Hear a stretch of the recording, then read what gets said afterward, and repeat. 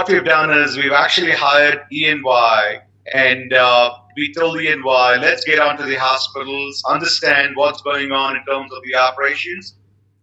And then we found out that there's a huge challenge in terms of the operational efficiency, and there's a challenge in terms of the operational cost of every hospital. So E&Y then presented us a report, and we jointly went to the hospitals and said, look, we can help you using RTLS as how we can improve your operational efficiency, and we can also reduce the operational costs. And most of the hospitals welcomed us. And then what we did is we found out that the biggest challenge in any hospital today is that nurses never get porters on time. And mind you, I'm sure all of you are champions, and you know that the nurses are the pillars of the hospital. So what happens is if nurse doesn't get a porter on time, there's a frustration level among the nurses, and the nurse is not able to perform. It indirectly, it actually, the repercussion is on the patients, and the patient satisfaction level is low. So what happens in this typical scenario is we automated the whole system, and we got the normal scenario changed with RTLS. So what's happening right here is that you see a nurse trying to call a control room for the first time. When she tries calling control room the first time, the phone is busy. She goes, again she comes back, calls the control room, still the phone is busy. So, the third time, somehow she manages to get hold of him and says, hey, I've been trying to reach you for long. And then he says, how could I help? And she says that I need a porter at so-and-so floor. So similarly, like this nurse, imagine there's a hospital of 10 floors, 10 different nurses are trying to call him at the same time. And what he does is he goes ahead and manually enters all of those details. And then he picks up his phone or a walkie-talkie and calls from the control room to these porters and say, who's free at 10th floor, who's free at first floor, who's free at second floor. It's hard for him to know who's free. He's in a dark spot. And if the porters are free too, they would never tell them they're free because they have their own ways and means to work. So somehow finally, he gets someone raising his hand and says that I'm free. And for him to get a porter from the nurse calling time to getting a porter here, it takes 30 to 40 minutes in a normal scenario of 300 bed and above hospital. And the moment he gets hold of a porter, what he does is he tells him to go meet the nurse at the floor number 10. Suppose if this guy's sitting in ground floor, he has to go all the way to floor 10. Gets on, nurse says, pick up a patient, drop off. The moment he drops off, he has no idea what to do. And all he does is he goes back all the way to ground floor and sits up there. And imagine the amount of time wasted right here. And for the whole transaction from here until here, it takes close to 50 to 60 minutes. Oh my God. So this overall scenario, what we did is we automated using RTLS. And what we did is that we brought Uber into hospitals. So when I say Uber into hospital, no more nurses calling the control room, no more control room calling the porters, no more porters raising hand and saying where they are, what they are. Forget it, not happening. What we've done is using Tahoe, this is exactly what we did. You will see that, all of us, when we use Uber, what we do is, the moment we use Uber, automatically the moment you switch on the application, it tells you where you are.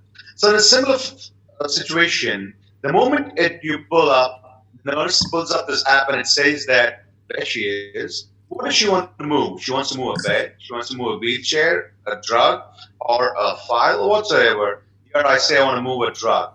The moment you want to move a drug, it says where to go. Like Uber asks the destination, it says destination. So I say radiology. So what's happening in this scenario is, you were here, you asked this to be moved to where? To radiology.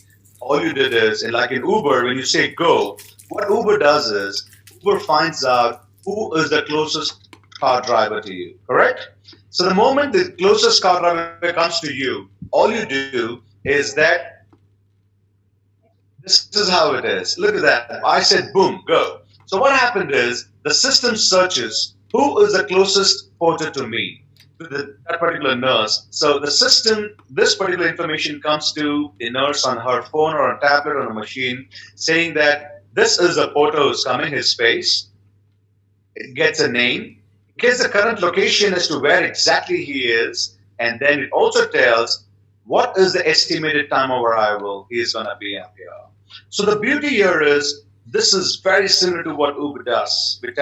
Uber tells the driver name, tells the location, gives a map, tells the estimated time of arrival, exactly what we do. Now, if you remember what you had done, you were at dialysis and you had asked for the moment of the drug to radiology, right?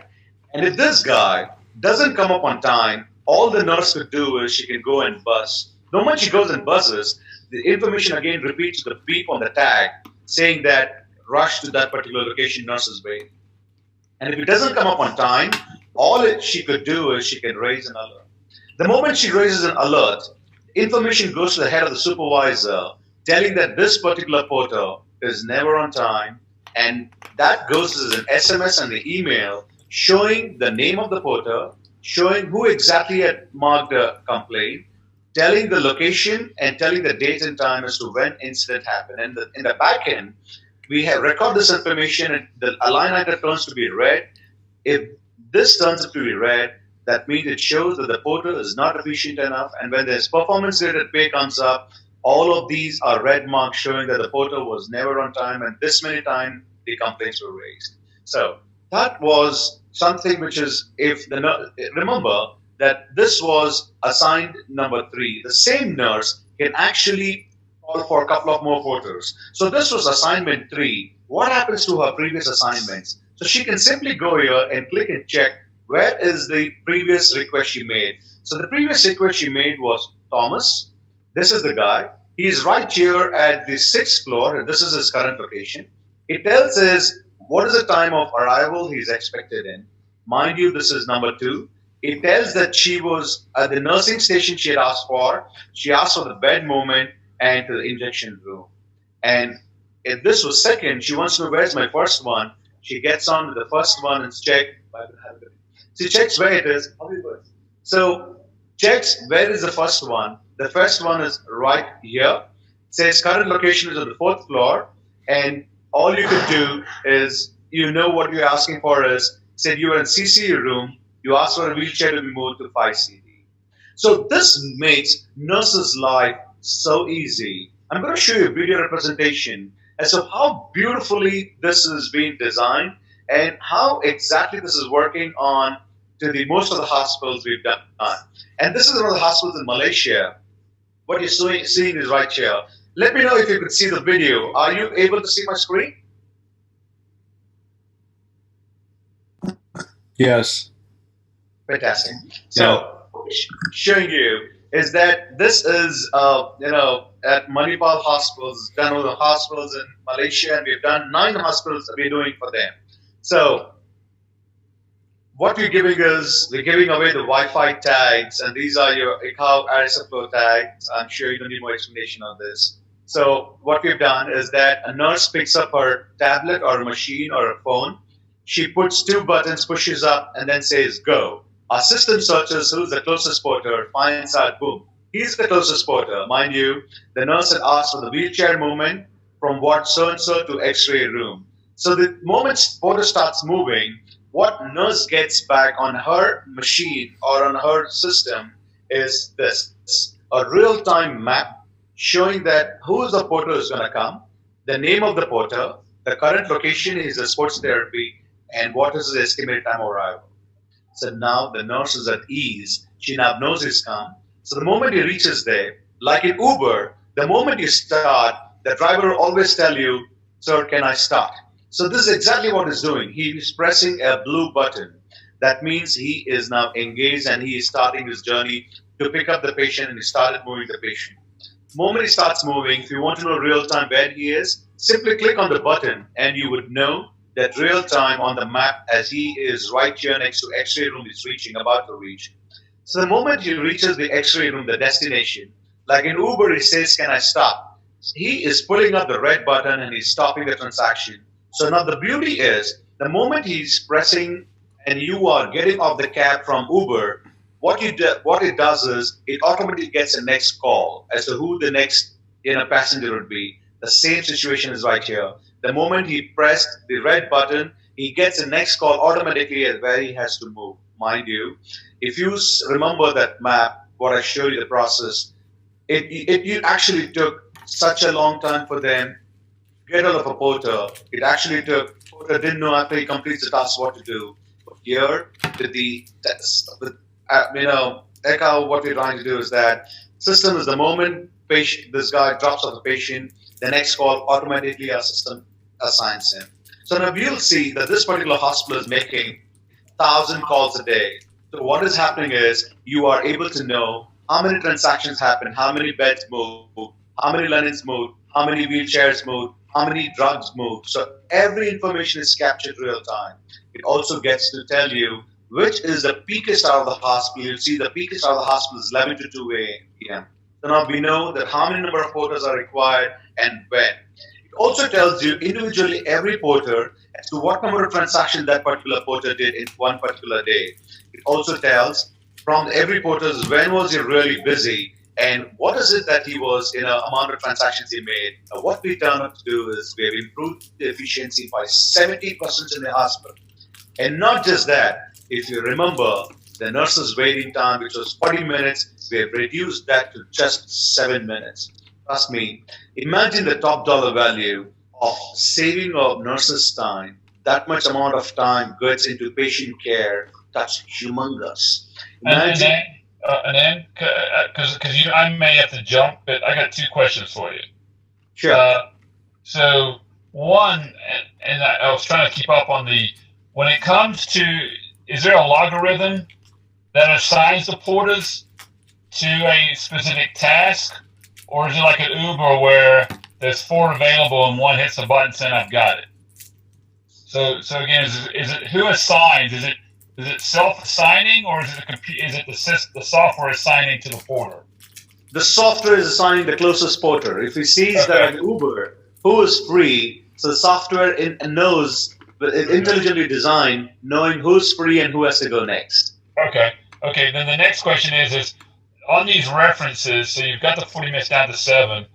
What's the largest facilities, like bed counts, do you have? Like, what's the largest hospital you have using this? This is with the 800-bed hospital. We've used it in India. Great. Okay. So this is an authentic information.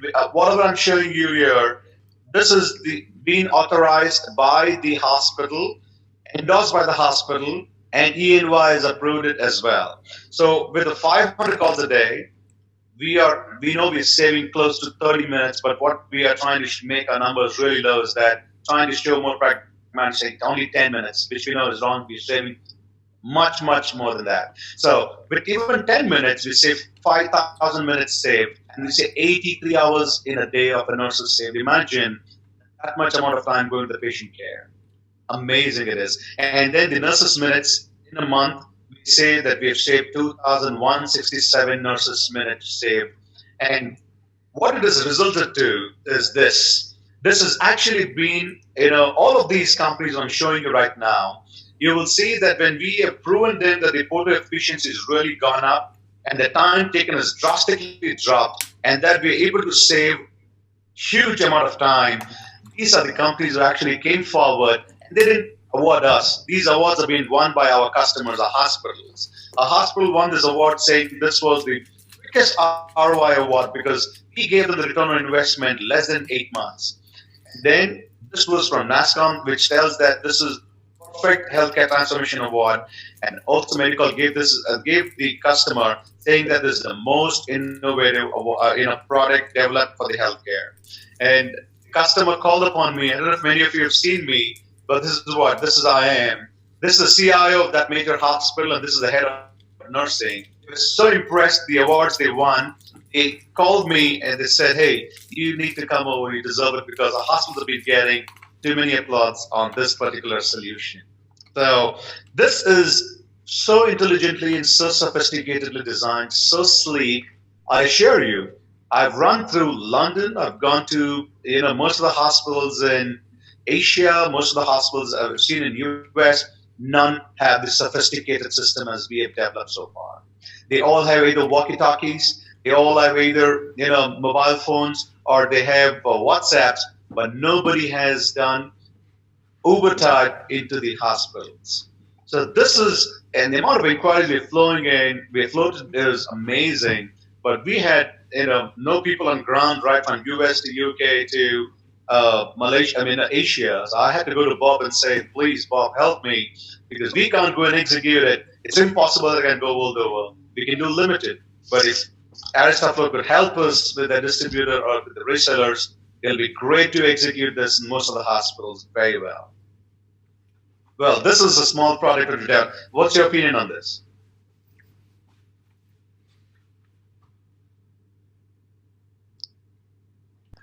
And I'm about ready to drive. I actually like to set a time for you and I to talk directly, just one on one. So we'll do that. I'm going to drop off the call. But again, I want to. This is Jonathan. I'll set up a time for you and I to talk one on one. Sure, Jonathan. Thank you, sir. I appreciate your time. Okay. All right. Bye. Scott, Bob?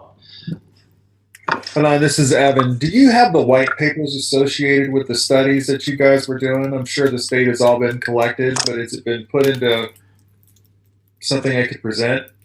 Yes, sir. We have all the white papers we've developed with the hospital, and hospitals take pride in marketing themselves, saying that we are the only hospital in Asia. We've automated our system. Yeah, we've got white papers. So this is Scott. Good afternoon, evening, morning, whatever time everybody's at. Scott. The question that we're going to get that I think Evan may have gotten to if I didn't jump into is how is this priced from a licensing aspect, things like that, and what is a traditional rough figure? Not certain. I don't certainly need to know exacts, but just how does it fall in line price wise? So, good question. So what we've done is that we are right now in a position where we are going ourselves and doing it. So our costs are really high because we do a complete site survey. We do selling in terms of bringing the Wi-Fi to the hospitals, all those. But that pricing has to be high because our costs are high. But if this is to be sold to the existing hospitals who already have an AiRISTA flow running and they already have the whole RTLS Wi-Fi up, the costs drop down by 50%. So what we have is we have our application cost and then the license cost of every tag, every portal we sell. So it's close to around, we haven't done it in terms of reseller pricing, but we've been selling for close to around $150 to $200 license.